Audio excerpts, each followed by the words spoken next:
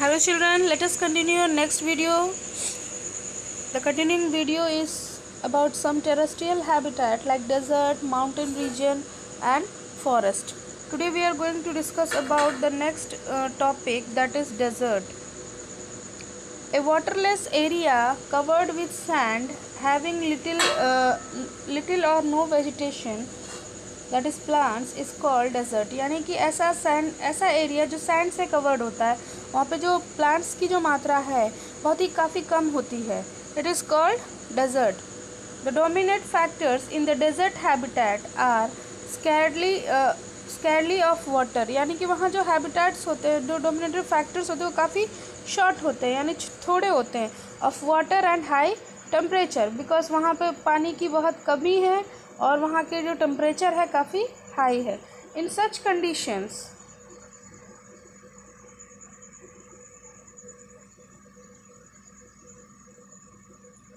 conditions the plants and animals have to protect themselves from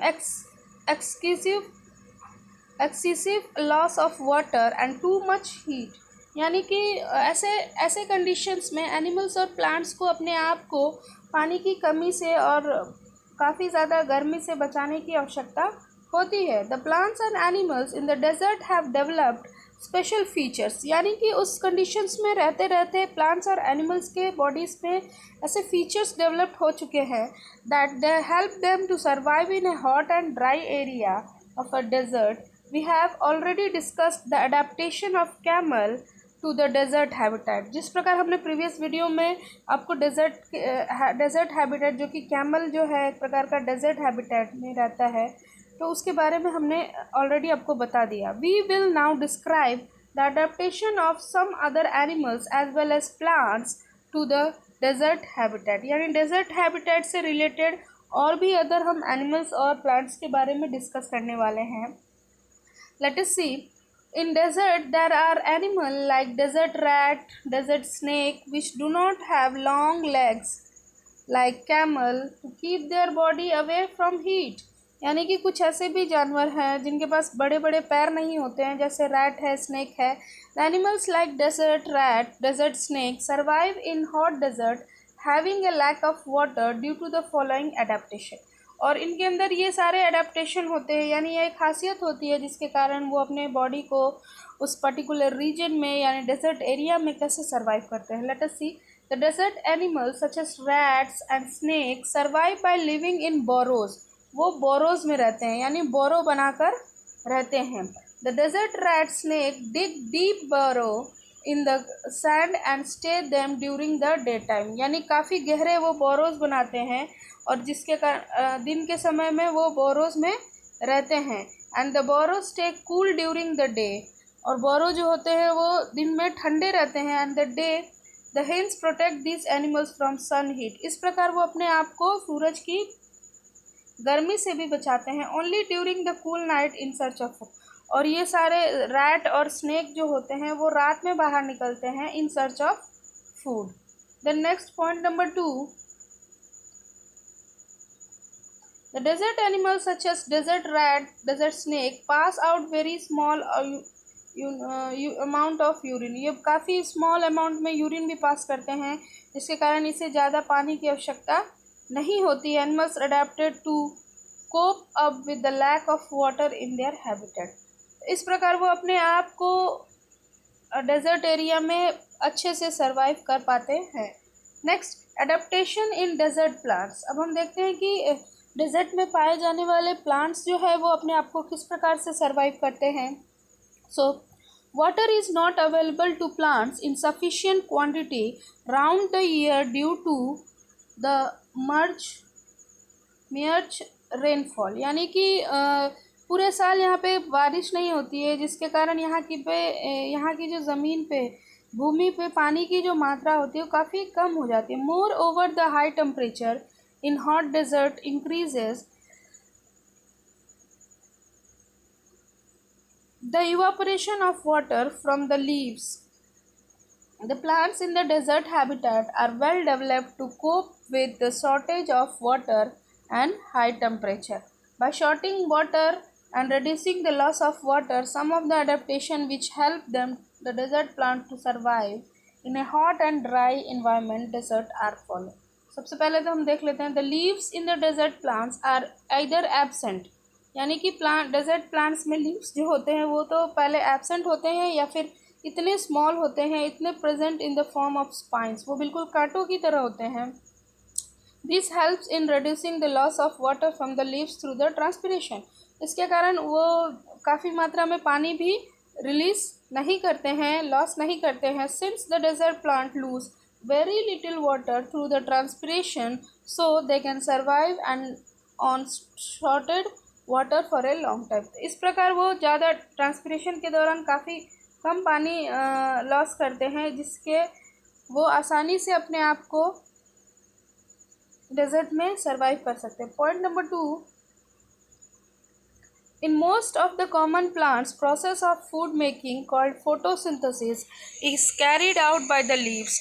Since the leaves of the desert plant are either absent, very small or spines.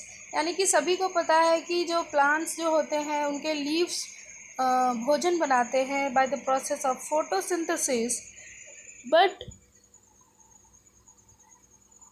but in desert area you already learned that there is no leaves or very small leaves like spines. The stem of the desert plants are modified to perform the function of leaves.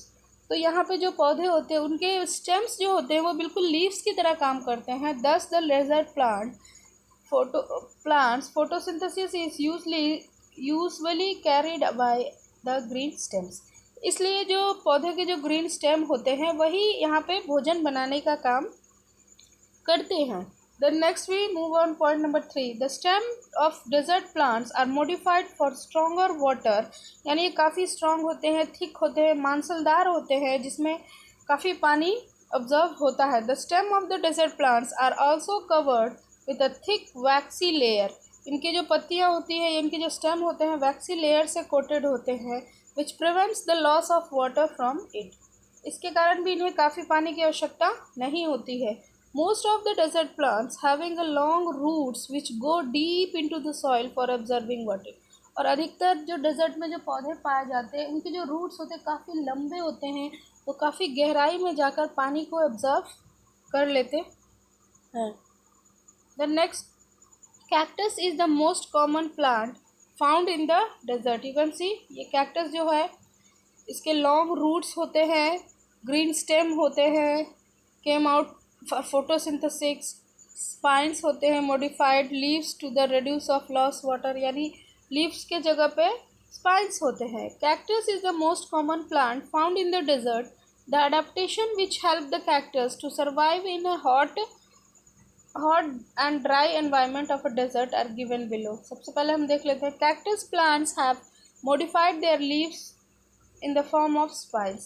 यानी cactus plants के जो leaves होते हैं वो spines में की तरह modified होते हैं to reduce the loss of water through the transpiration. Since cactus plants lose very little water through the transpiration and they can survive in a desert or stored water for a long time. Then point number 2, photosynthesis in cactus plants is carried out by the green stem. The green leaf like structure which we see in the cactus plant is actually its stem. जो leaf की तरह हमें structure दिख रहा है वो जो है वो उनका स्टेम है, यानी कि स्टेम के द्वारा ही यहाँ पर भोजन बनाया जाता है.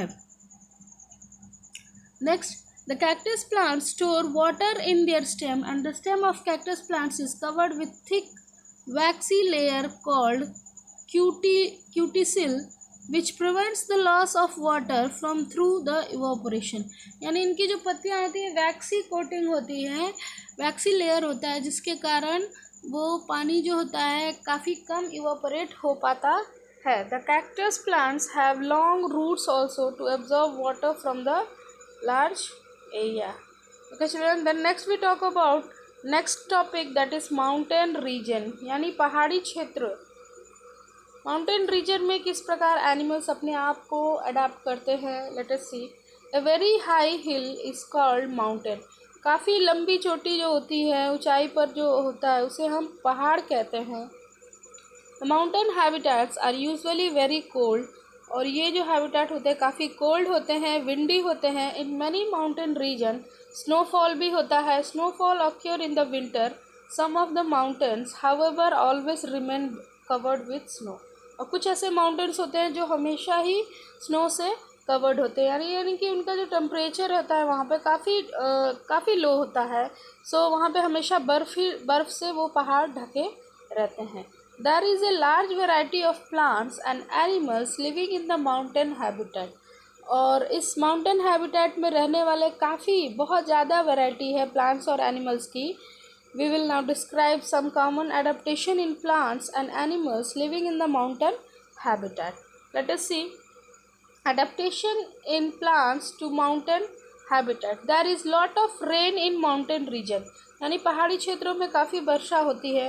In the mountain habitat it is very cold during the winter and snowfall may also occur, यानी विंटर के दौरान यहाँ काफ़ी ठंडी होती है, बर्फ़ भी पड़ती है। The rain and snow may damage the mountain trees plants at very low temperature in the winter. The soil water freezes and hence become unavailable to the roots of the trees and plants. On the high mountain it is also more windy also. Water evaporates more quickly in the windy place, due to which the tree on the mountains can lose too much water easily through their leaves. This means to survive in a mountain habitat, the trees should have the adaptation to protect themselves from the rainwater, snowfall, loss of too much water. The trees survive in extremely cold and windy mountain habitats due to the following. यानी कि कहने का अर्थ ये है कि बच्चों पहाड़ी क्षेत्र जो होता है काफ़ी ठंडा होता है, विंडी होता है, तो वहाँ पे पौधे जो हैं आसानी से अपना ट्रांसपिरेशन के दौरान काफ़ी वाटर लॉस कर सकते हैं। यानी कि इस सारी परेशानी वाली कंडीशंस में पौधे अपने आप को माउंटेन एरिया में पाए जाने वाले पौधे अपने आप को किस प्रकार से वो सरवाइव कर पाते हैं। Let us see point number 1,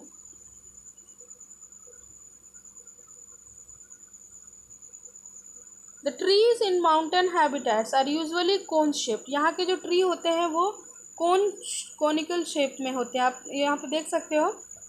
have sloping branches, और उनके जो ब्रांचेस होते हैं वो ऐसे होते हैं, स्लोपिंग होते हैं।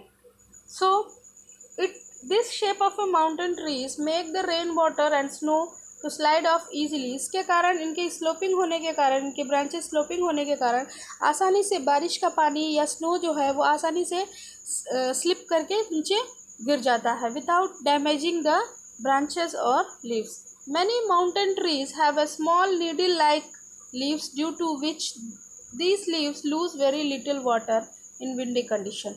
यानी कि इनके जो लीव्स होते हैं वो नीडल लाइक होते हैं, नीडल होते हैं। You can see in the figure, needle की तरह, सुई की तरह होते हैं, जिसके कारण वो अधिक ट्रांसपिरेशन यानी ट्रांसपिरेशन के दौरान वो अधिक वाटर लॉस नहीं करते हैं। This helps the mountain tree to survive in a winter well. All the soil water frozen in from of ice not available to their roots. The needle-like leaves have a thick waxy layer to reduce the loss of water transpiration to protect them from damage or smoking। इनके जो leaves होते हैं वो waxy layer होते हैं, जिसके कारण वो आसानी से ट्रांसपिरेशन के दौरान अधिक पानी भी लॉस नहीं करते हैं और स्नो और रेन से बचे भी रहते हैं। Then next, the broad leaves trees found on the mountains shed their leaves before the onset of winter. The broad leaves यानी चौड़ी पत्तियों वाले जो पौधे होते हैं found on mountain shed their leaves before the onset of winter, कि यानी कि विंटर के आने से पहले ही वो अपनी पत्तियों को गिरा देते हैं। This prevents such trees from losing water from their leaves and helps their survival during the winter when all the water in soil is frozen the hence not available to the roots. तो इस प्रकार से बच्चों पौधे जो है, mountain range के पौधे जो है वो अपने आप को इस माउंटेन क्षेत्र में सरवाइव कर पाते हैं। लेट अस सी सब माउंटेन एनिमल्स के बारे में देख लेते हैं। Adaptation in animals to the mountain habitat. The animals living in a mountain habitat are also adapted to extremely cold environment present there. One of the most common adaptation found in animals living in a cold places like mountain is that they have the thick skin fur to protect them from cold environment। यानी कि पहाड़ी क्षेत्रों में पाए जाने वाले जो जानवर होते हैं उनके शरीर पे जो स्किन होती है काफ़ी मोटी होती है और फर होते हैं यानी काफ़ी बाल होते हैं जो कि उन्हें ठंडे क्षेत्र में काफ़ी राहत देते हैं। You can see we will now describe the adaptation in some animals such as yak, mountain goat, snow leopard which live in mountain region। यहाँ पे आप बच्चों देख सकते हो, यहाँ पे याक है जिसके शरीर पे काफ़ी बाल है, काफ़ी फर है। यहाँ पे माउंटेन गोट भी है, इसके शरीर पे भी काफ़ी फर है। Yak is a kind of large ox covered with long silky hair. Yak lives on a mountain where it is very cold. Yak जो होता है ठंडे क्षेत्रों में पाया जाता है, पहाड़ों पे पाए जाते हैं। Live in a cold climate. The mountain as follows. Yak have long hair on their body to protect them from cold by keeping them warm। यानी कि उनके शरीर पे काफ़ी लंबे लंबे बाल होते हैं जो उन्हें ठंडी से बचाते हैं, ठंडी के दौरान उनके शरीर को गर्म रखते हैं। Next, adaptation in mountain goat. Mountain goat has to live in a cold climate of a mountain as well as run up and rocky slopes of the mountain। यानी कि जो माउंटेन गोट होती है वो अपने आप को ठंडी में तो पहाड़ों पे तो रहती ही है, उसके साथ साथ उनके जो स्लोप्स हैं, रॉकी स्लोप्स, पहाड़ी पे जो पहाड़ जो होते हैं वो स्लोपिंग वे में होते हैं, स्लैंटिंग में होते हैं, देखा होगा आपने, है ना। पहाड़ जो होते हैं ऐसे होते हैं तो इस पे चढ़ना काफ़ी मुश्किल होता है। लेकिन गोट्स के जो ग्रूव्स बने होते हैं यानी कि Rocky slopes of the mountain for grazing, यानी वो घास चरने के लिए पहाड़ों पे जाती हैं। A mountain goat is adapted to cold and rocky environment for a mountain habitat as follows. The mountain goat has a long hair to protect them from cold.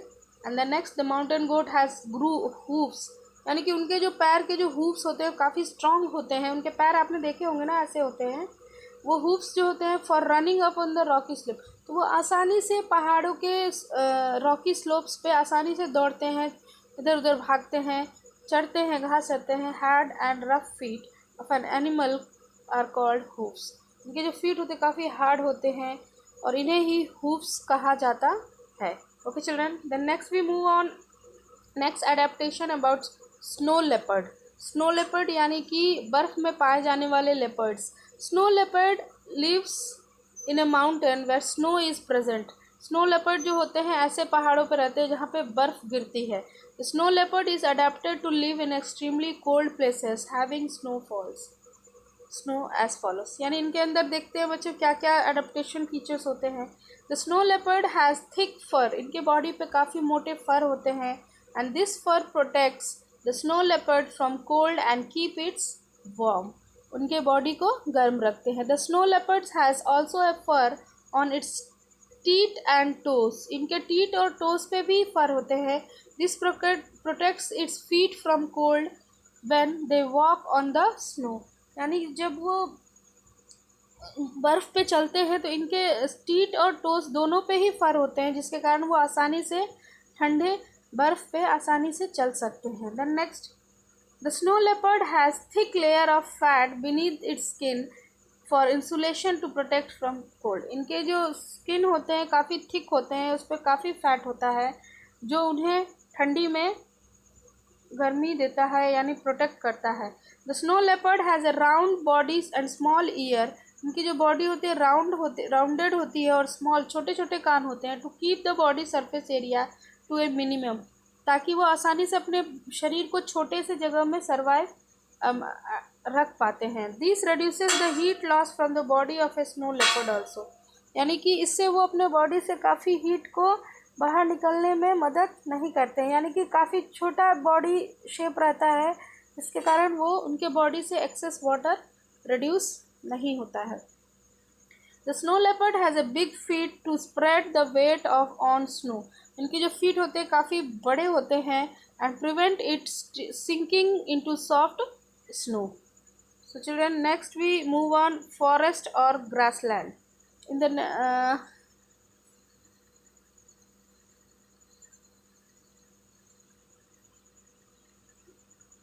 The next topic is forest और grassland. तो अब हम देखेंगे कि किस प्रकार से कोई एनिमल्स या प्लांट्स अपने आप को फॉरेस्ट रीजन में, ग्रासलैंड क्षेत्र में किस प्रकार सरवाइव कर पाते हैं।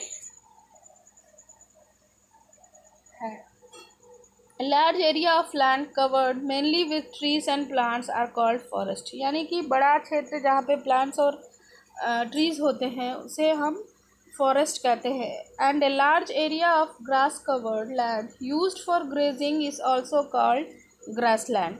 देयर आर फ्यू ट्रीज और places for animals to hide in grassland habitat. Due to this, speed is important for animals which live in grassland habitat.